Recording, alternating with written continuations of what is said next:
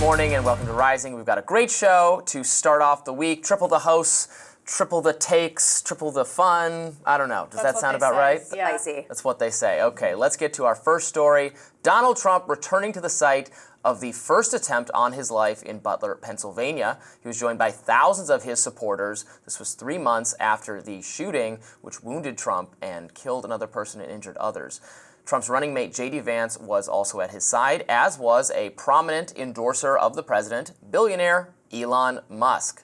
Now, in his first appearance on the campaign trail, Musk jumped up and down with excitement and fervor before praising Trump's resolve after being shot at. Let's watch that.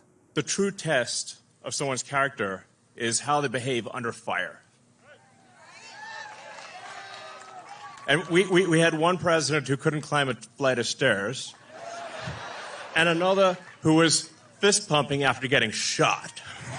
America is the home of the brave.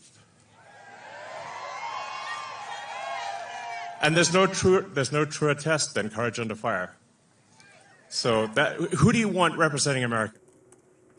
Trump said he felt an obligation to return to Butler and paid homage to the slain firefighter Corey Compatore, who died shielding his family from the shooter. Let's listen. For 16 harrowing seconds during the gunfire, time stopped as this vicious monster unleashed pure evil from his sniper's perch, not so far away.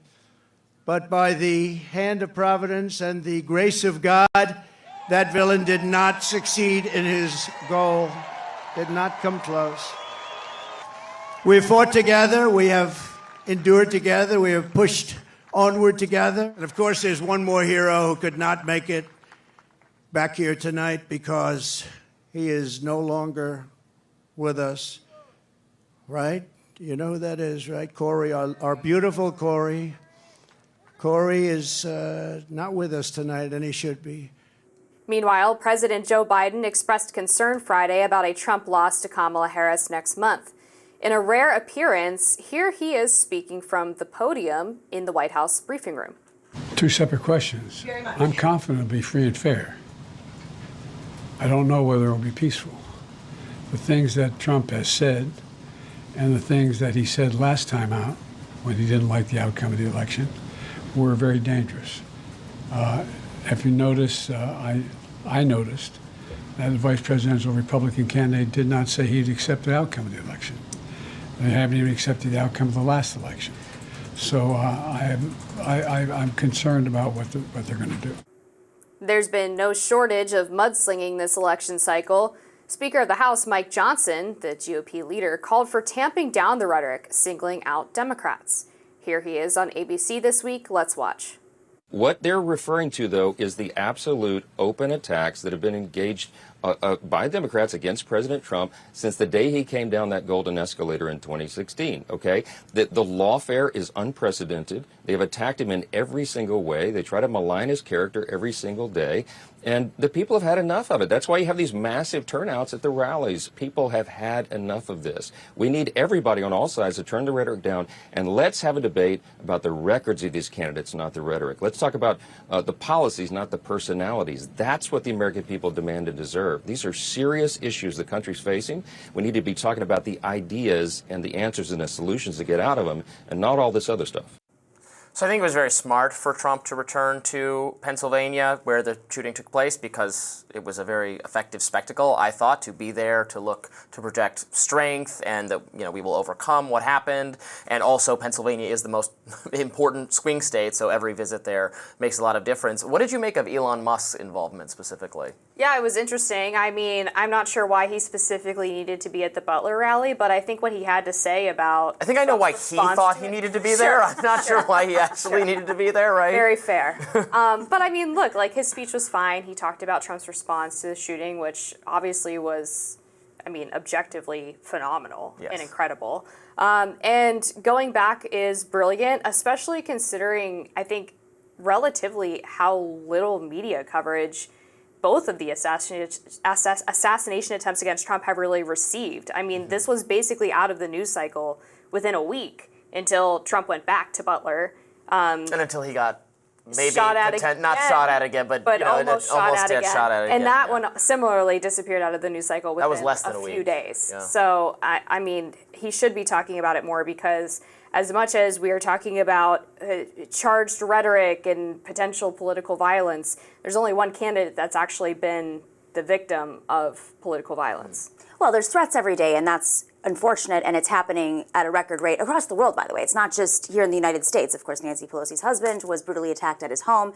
This is a problem, and it's comical to me that you have a billionaire immigrant whose platform is partially responsible for this enhanced rhetoric. I mean, he makes money off of outrage. That is what this algorithm is built off of. So, you know, I don't know how the people of Butler really could feel the vibes with Elon Musk. I mean, my guess is a lot of them aren't even on Twitter, and definitely, you know, they might know who he is as the richest person in the world, but he's a billionaire. He has like nothing in common with any of these people. And then Donald Trump spends his entire rallies, anything gets spun to immigrants. And of course, he's an immigrant. Of course, he's a very wealthy immigrant. His father, you know, ran a mining company in South Africa.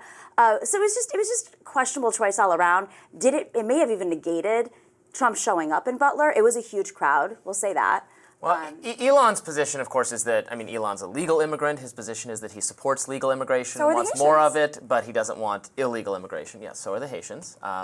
That is his position. And he also, now, I guess I agree with you that, you know, I don't know, the people of Butler, Pennsylvania are probably not the most online, Twitter-focused crowd in the world. And, you know, it's one thing to have this level of enthusiasm on Trump's behalf online. It's quite another to actually go campaign in the swing states, talk to people about the issues that matter to them, the economic issues. I don't know that I would accuse Elon of like weaponizing. I mean, that's what everyone in the media is doing. That's the purpose of the media. To be fair, He's no made one's the on platform. Twitter Well, if no people. He's losing. I mean, the value went down 80%. That's you know, Yeah, Goldman he Sachs chased off put out a lot this- of the people who wanted to have censorship on the site. Well, So now he's that's a good censoring thing. everybody else. But I mean, this is supposed to be the successful billionaire, and he's run Twitter to the ground. Goldman he Sachs is a expected He them is to a have. successful billionaire. He's not. I mean, Twitter's this is not his only company that he owns. He's He literally had problems with Tesla also. He literally, his company just saved the astronauts who were stranded in space. But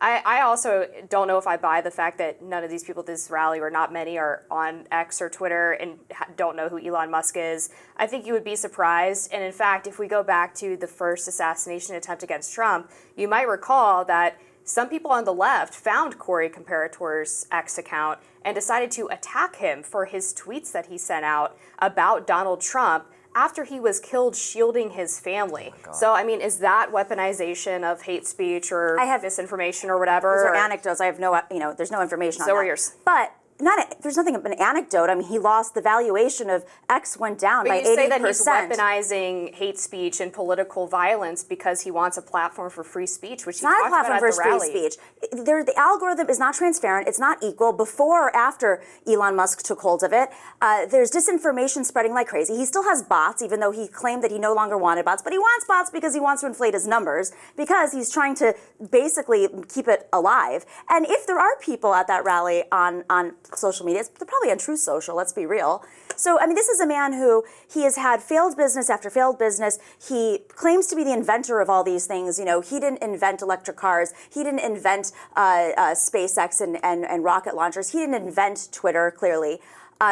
X is in crisis. I mean, Goldman Sachs had done a deck when he decided to purchase it, showing the investors this is how much is going to grow in the next 2 years, and he's already down 80%. Well, it's a mess. Right. He said he's willing to do that because he cares on the principle of free speech. That not free speech. acquiring the platform, well, he did transparency with respect to how all of those moderation decisions were made during the pandemic and relating to the Hunter Biden laptop and all of that. But that was he had before. tremendous Now- transparency, which is beneficial. I don't agree with every single one of the policies made, but he has a more He has a free speech policy. There's less banning of people for mysterious or unexplained reasons, and that's a good was thing. banned? Well, he explained. know explained why why. he was banned, though. This is for putting the social security So- number in the thing. I had a video that I posted, and Which I I went don't public about this. I did an investigative story on Puerto Rico over a year ago, 6 months later, it was taken down. We learned because the target of the investigation was friends with Elon Musk, and they took it down. So we reposted it, and it stayed up. He called in a favor to Elon Musk and said, please take this down because it's causing a lot of controversy, and it had to do with these tax breaks and some money laundering that he was doing. So, I mean, it's not democratic. And when we went to Twitter to try to ask what happened, not only could we not reach anybody, the pages are not valid. They go, to challenge your, whatever decision is made. But that happened you to click on a button and then hundreds of conservatives for years. And That was the reality. I mean, shadow banning is real, but it's not one-sided. I just find it ironic that you're saying, like, my anecdotal evidence about multiple people on the left attacking Cory Comparator for pro-Trump tweets after literally sacrificing his life for his family is not valid, but your anecdote about you getting a video taken down off of X is? Well, so anybody can respond. It could be bots. I have no idea who attacked him. You're assuming they're on the left. But my anecdote is actually coming from the company. The company did not have a response. The company did not have a valid page to challenge. I was a journalist. I was verified at the time. We had spent money producing this. I mean, this is supposed to be a free speech platform, but he does not have the same rules for everybody. And he continuously, and he's profiting off of it. Right now, he's pushing a scheme where he's trying to get people to invest in betting on Trump, and said today that Trump is leading Kamala by 3% in betting. I mean, this is wild. This isn't free speech. This isn't journalism. This isn't equal opportunity. This is him wanting to take advantage of a situation, and he's also killing the app on top of it. I mean, it's his company. He can set whatever policies he wants. He has changed the policies, I would argue, to be somewhat, not perfectly transparent or perfectly in favor of free speech. You bring up the algorithm is just going, like, it's a business, and to succeed, it sells ads and subscriptions, so it wants to serve you more of the kind of content you want to engage with. In that way, it is like every other social media platform in that Facebook is the same way, YouTube is the same way, right? That's their business model. It's not. It's just because they're like, it's not a nonprofit. It's trying to turn a profit. It is similar to all other social media. You can admit that. The algorithm before, say, 2016 was different. And this has been reported on endlessly, that the algorithms have shifted on a lot of these platforms, not just for profit, but also they're profiting off of outrage. So the more people get in a fight, the more, we know this. I mean, I used to be a little skeptical when people on the right would complain about the algorithm, like deprioritize. I'm like, well, it's creating a business. So I'm now similarly skeptical of people on the left saying, like, oh, it's not rewarding my content. Like, it's trying to make money it's trying to make the website profitable, as you said, based on a feedback loop of the kind of content you want to engage with. So if it's become a more conservative place, it's going to give you more conservative content because that's what the users want. Yeah, I mean, I would say that the framing is that you're putting on it is that the algorithm is incentivizing outrage, but really what it's doing is incentivizing engagement, which is one of the most basic ways that you make sure people are seeing content that they want to see, which is that when you see it, you're liking it, or you're retweeting it, or you're responding to it. And of course, sometimes that's going to prioritize posts that make people angry, but that doesn't mean that he is intentionally trying to foment outrage, but just that he wants people interacting with the content that gets put on their feed. I mean, what if outrage is the correct emotion, the correct way to respond to what is happening in the world right now? That's fair enough. It's outrageous times. I mean, there's lots of ways you can encourage engagement.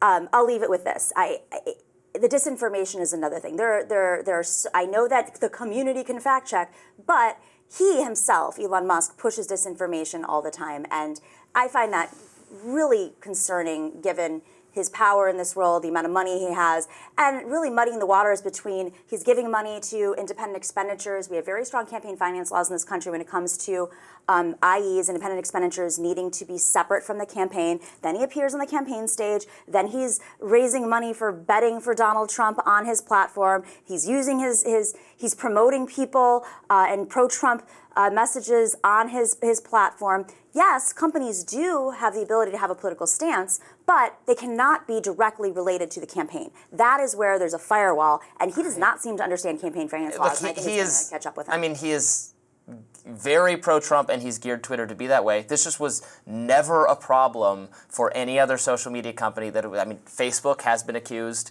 of being like very, very pro Hillary Clinton, going back Cambridge to there, Analytica all was that very stuff. pro-Trump. What are you talking about? They had an exclusive deal with Facebook. Mark Zuckerberg endorsed obviously Hillary Clinton. Actually, even going back even further, the campaign, the Obama campaign bragged about how important Facebook was to their success. They had one of the co-founders working for the campaign at the time, right? So it was just celebrated, like how social media was beneficial for Democrats. Then when it started being beneficial to Republicans in some cases, then we had the panic about misinformation and hate speech and outrage and all that. So I think it's been a little selective. But we have to move on today. We've got a lot more to get to on the show. Stay tuned. More Rising in just a minute.